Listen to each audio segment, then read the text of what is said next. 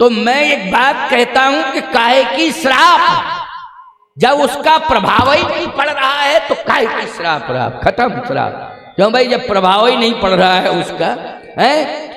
एक सज्जन बोले फलाने महात्मा को कैंसर हो गया। महाराज, महात्माओं को भी कैंसर होता है। हमने कहा कितने साल से है? बोले महाराज 25-30 साल से कैंसर है। हमने कहा काय का कैंसर? जब महात्मा जिंदा है तो काय का कैंसर? फालतू की चर्चा क्यों कर रहे हो? जब जिंदा है 25 साल से तो काय का कैंसर? फालतू की बात क्यों करते हो?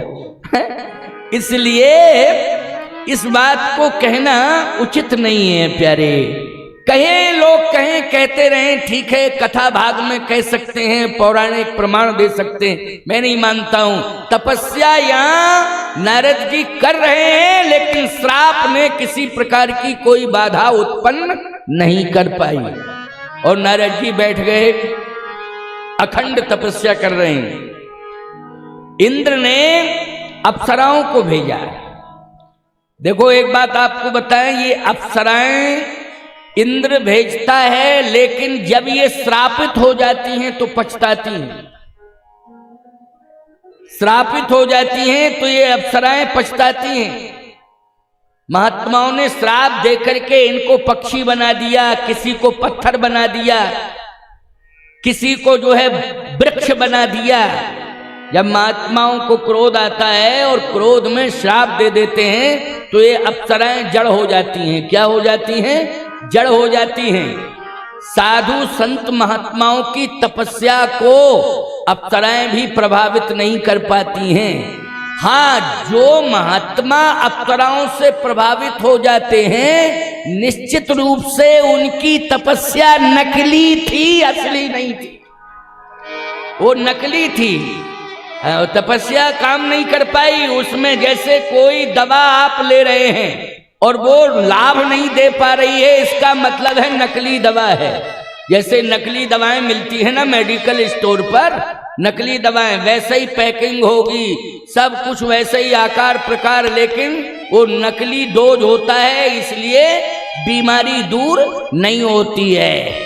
ऐसे ही जो महात्मा, यदि आपको ये सुनने में मिलता है कि अप्सराओं से प्रभावित हो गए हैं तो वो नकली तपस्या थी, असली तपस्या नहीं थी। असली तपस्या तो अप्सरा को प्रभावित कर देती है, या तो श्राप दे देगी वो तपस्या, तो अप्सरा का अस्तित्व ही समाप्त हो जाएगा। लेकिन आपको एक बात बतावें, अप्सराएं आई तो नारद जी को प्रभावित नहीं कर पाई, लेकिन नारद जी ने किसी भी प्रकार का उनका कोई विरोध भी नहीं किया। लेकिन नारद जी प्रभावित नहीं हुए तो वो अपने आप चली गई वापस। नारद जी ने भी कुछ नहीं कहा और उन्होंने कुछ बिगाड़ नहीं पाया। उन्होंने कुछ बिगाड़ नहीं पाया और नारद जी ने कुछ कहा नहीं। इसका मतलब है अगर कुछ कहते तो निश्चित रूप से तपस्या में किंतु लग जाता। बोलो भाई, लग जाता कि नहीं लग जाता? क्या लग जाता? किंतु लग जाता। जैसे एक उदाहरण और मेरी समझ में आ गया। क्या? एक महात्मा थे, नदी के किनारे जा रहे थे महात्मा। एक धोबी जो है नदी में कपड़े धो रहा था, समझ रहे हैं? महात्मा के हाथ में लाठी थी, धोबी कपड़ा धो रहा था। महात्मा को ये ज्ञान नहीं था कि धरती पर क्या पड़ा है। चल रहे थे, वहां कपड़े सूख रहे थे, महात्मा चले गए। धोबी ने कहा, ए बाबा, कपड़ों को कुचलने की जरूरत नहीं है, ये धुले हुए सूख रहे हैं। लेकिन महात्मा सुन ही नहीं रहे थे, तो मस्ती में मस्त थे। वो धोबी एक मूंगरी लिए था जिससे कपड़ा धो रहा था ना, उसको क्या कहते हैं, मूसल टाइप का, वो लिए था और वो मूसल लेके दौड़ा। लक्ष्मी जी ने कहा, नारायण बचाओ बचाओ, नहीं साधु को मार देगा ये, बचाओ बचाओ बचाओ। भगवान ने कहा, बहुत तगड़ा मूसल लिए है, एक में ही काम हो जाएगा। भगवान ने गरुड़ से कहा कि मुझे जल्दी ले चलो, जल्दी ले चलो, नहीं तो ये महात्मा की हत्या कर देगा, इतना मूर्ख आदमी है। लेकिन जैसे ही पास में पहुंचा तो महात्मा की आंखें लाल, और महात्मा ने उठाई लाठी, बोले मैं तेरा काम तमाम कर दूंगा। धोबी बोला मैं तेरा काम तमाम कर दूंगा। भगवान लौट के आ गए। लक्ष्मी ने कहा क्या हुआ, क्या हुआ? भगवान बोले कोई महात्मा नहीं था, दोनों धोबी ही थे। कोई महात्मा नहीं था, दोनों ही धोबी निकले। बोलो भाई, भाई जो धोबी की विचारधारा है वही साधु की विचारधारा हो जाए तो बोलो क्या माना जाएगा? ईमानदारी के साथ बताओ, विचार करो। इसलिए मैं कहना चाहता हूं कि तपस्या वो है जिससे हृदय परिवर्तन हो जाए और विचारधारा पवित्र हो जाए, उसको तपस्या कहते हैं। और तपस्या कर रहे हो और लाठियां भांज रहे हो और गालियां बक रहे हो तो काय की तपस्या? बोलो भाई, कोई तपस्या नहीं। इसलिए तपस्या का मतलब यह है कि आप कितना परेशान कर रहे हैं और वो परेशानी महसूस नहीं कर रहा है, समझ लो तपस्या गहरी हो रही है। आप परेशान कर रहे हैं लेकिन वो परेशानी महसूस नहीं कर रहा है। साधु ये तपस्या गहरी तपस्या हो रही है, बहुत बड़ी तपस्या। माताओं एक बात बताएं, बुरा मत मानना, तुम अगर घर का काम कर रही हो और घर की परेशानी को बर्दाश्त कर रही हो और घर की परेशानी के कारण तुम घर के काम का त्याग नहीं कर रही हो और घर के लोगों का बहिष्कार नहीं कर रही हो और परेशानी सह करके अपने कुल धर्म का कार्य कर रही हो, ये तुम्हारे जीवन की सबसे बड़ी तपस्या है माताओं। यही तपस्या तुम्हारा कल्याण करेगी, उद्धार करेगी, यही तपस्या है। ये तुम्हारी वो तपस्या नहीं है कि हम कहें शत्रुपा की तरह चली जाओ नैमिषारण्य में। तुम्हारी वो तपस्या नहीं है कि हम कहें कि चित्रकूट में 6 महीने का व्रत कर लो।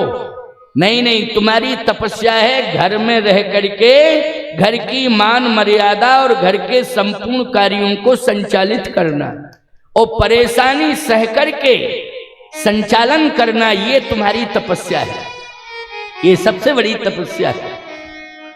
जैसे आज भले ही लू चले लपट चले, लेकिन हम राम कथा अगर कह रहे हैं और राम कथा कहने में हमें कोई परेशानी नहीं हो रही है तो हमारी तपस्या पूरी हो रही है, क्योंकि हम कथा कहने के लिए आए हैं, हम परेशानी बताने नहीं आए हैं। हम तुम्हारी परेशानी दूर करने के लिए आए हैं।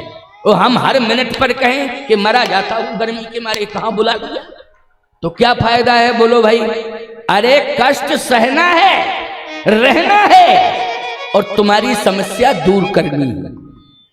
ये हमारा धर्म है, यही हमारी तपस्या है, यही हमारी सोच होनी चाहिए।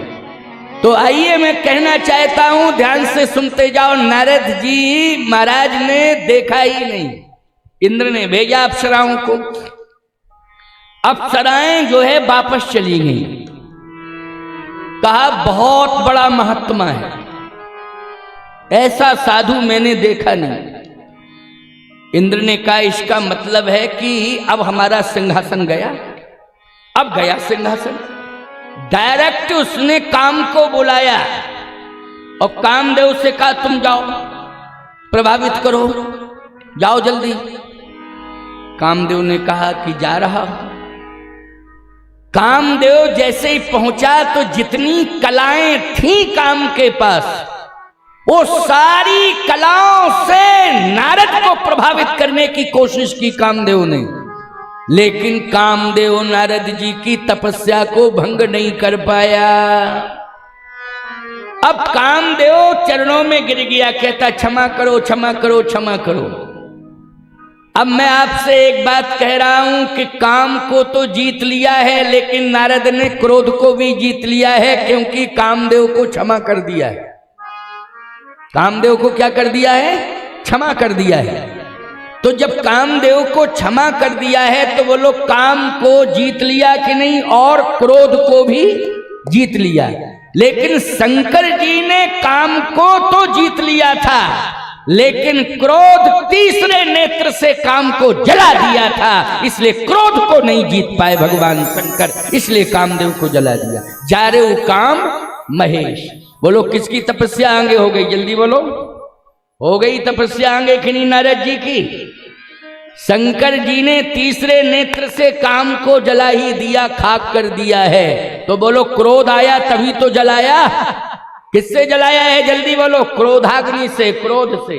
और क्रोध से जला दिया तो इसका मतलब है कि काम को जीत लिया शिव जी ने, लेकिन क्रोध को नहीं जीत पाया। और नारद जी ने क्षमा कर दिया, इसका मतलब है कि काम को भी जीत लिया और क्रोध को भी जीत लिया। अच्छा, तीसरी बात मैं आपको और अच्छी बता दूं, बहुत अच्छी बात है, क्योंकि बातों में से बातें निकल रही हैं, बढ़िया बढ़िया बातें। काम जब जाने लगा तो नारद जी ने कहा अब मेरी बात सुनो, डरो नहीं, डरो नहीं, तुम्हारा अस्तित्व रहेगा। लेकिन तुम्हारे राजा को डर है, इंद्र को। इंद्र को यह डर है कि मेरा स्वर्ग न चला जाए। कहीं नारद की तपस्या पूरी हो गई तो निश्चित रूप से स्वर्ग का सिंहासन नारद को मिल जाएगा। तो जाओ कह देना कि मैं स्वर्ग की सत्ता पाने के लिए तपस्या नहीं कर रहा हूं, मैं तो भगवान की कृपा पाने के लिए तपस्या कर रहा हूं। इंद्र से कह देना वो निश्चिंत रहे। इसका मतलब है लोभ को भी जीत लिया है नारद। बोलो भाई, लोभ, जिसने स्वर्ग की सत्ता को ठुकरा दिया हो, क्या अर्थ निकालोगे बोलो? यही अर्थ तो निकल रहा है कि लोभ को भी जीत लिया। लोभ नहीं जीता जा सकता है। लोभ तो इतना ज्यादा बढ़ चढ़ के आ जाता है कि कहीं की लोभ विडंबना कीन यह संसार। लोभ में विडंबना तक हो जाती है। जाने कितने लोगों की विडंबना हो गई लोभ में। बोलो, हो गई ना लोभ में विडंबना।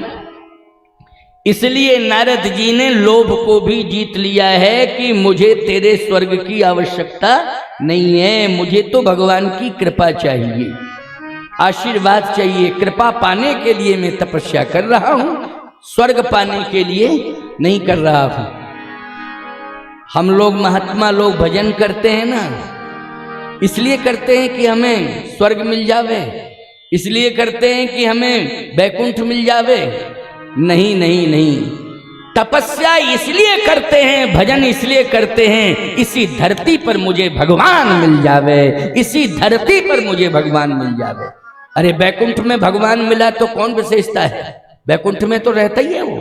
लेकिन इसी धरती पर मुझे भगवान मिल जावे और वो भगवान हमारे भक्तों को दर्शन दे देवे, भक्तों को दर्शन दे देवे, वो तपस्या सही मानी जाती है, वही असली तपस्या है। अब तो इंद्र कहता है ऐसा महात्मा तो मैंने देखा नहीं, पहली बार सुना है। और नारद के बारे में सुना तो था कि नारद महात्मा है, लेकिन इतना बड़ा साधु, इतना उदार हृदय वाला साधु है, ये मैं पहली बार सुन रहा हूं। और इतना तपस्वी महात्मा है, ये भी मैं पहली बार अनुभव कर रहा हूं, इंद्र कह रहा है। यानी देवता किसी की प्रशंसा नहीं करते हैं, लेकिन नारद जी की प्रशंसा देवता कर रहे हैं। देखो, संतों में देवताओं ने नारद जी की प्रशंसा की है और भक्तों में देवताओं ने केवट की प्रशंसा की है। भक्तों में किसकी प्रशंसा की है? केवट की। क्यों? वो भी त्याग की पराकाष्ठा है, भगवान से कुछ भी नहीं पाना चाहता है, कहता है बस केवल आपकी कृपा मुझे चाहिए, आप मुझे भक्ति दे दें। क्या दे दें? केवल भक्ति दें और कुछ नहीं। इसलिए बरस सुमन सुर, देवता पुष्पों की वर्षा कर रहे हैं। बरस सुमन सुर सकल सिहाही, और यही सम पुण्य पुंज को नहीं, इसके समान कोई पुण्य पुंज नहीं है। देवता पुष्पों की वर्षा कर रहे हैं, इसका मतलब है कि भक्तों में भक्ति की पराकाष्ठा पर केवट पहुंच गया था तो देवताओं ने पुष्पों की वर्षा कर दी। हम लोग देवताओं पर पुष्प चढ़ाते हैं, देवता हम पर नहीं चढ़ाते हैं। बोलो, हम चढ़ाते हैं कि देवता हम पर चढ़ाते हैं? जल्दी बोलो। हम ही लोग तो चढ़ाते हैं पुष्प देवताओं, लेकिन देवता जिस पर पुष्प चढ़ावे, बोलो ईमानदारी से विशेषता मानी जाएगी कि नहीं? तो केवट के ऊपर पुष्पों की वर्षा कौन कर रहे हैं? देवता कर रहे हैं। बरस सुमन सुर, बरस सुमन सुर सकल सिहाई, बरस सुमन सुर सकल सिहाई, बरस सुमन सुर सकल सिहाई, बरस सुमन सुर सकल सिहाई। यही समपुण्य पुण्य को नाही, यही समपुण्य पुण्य को नाही। बरस सुमन सुर सकल सिहाई, बरस सुमन सुर सकल सिहाई।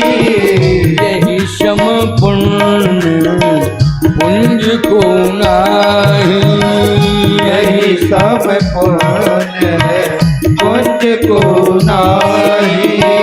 यही सम पुण्य पुण्य को नाही।